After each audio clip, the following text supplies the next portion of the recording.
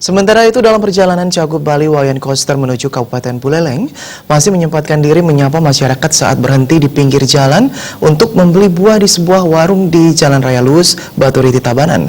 Kedatangan spontanitas Cagup Bali nomor urut 1 ini tidak ayal menjadi sasaran warga untuk bersuah foto atau selfie.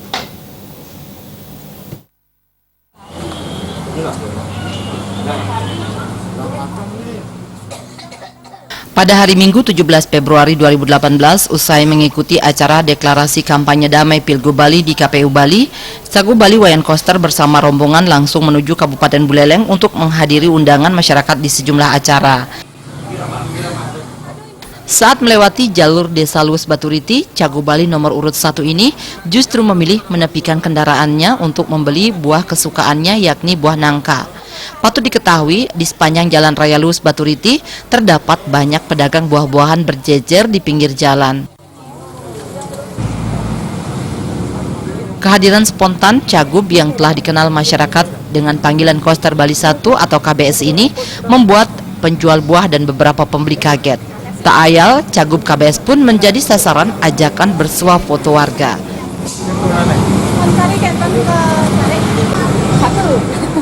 Salam satu jalur pun tercetus spontan dari masyarakat. Nomor 1 Wayan Koster. Nomor urut 1 Wayan Koster. Cok aja. Cok aja.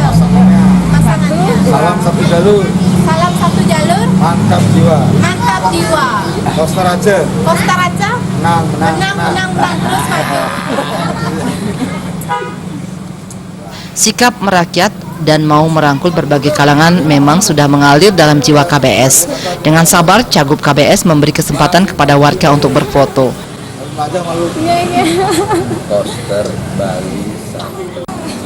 Setelah cukup lama berbincang santai dengan warga sambil makan buah, Cagup KBS juga tak lupa membeli aneka buah yang dijual pedagang buah.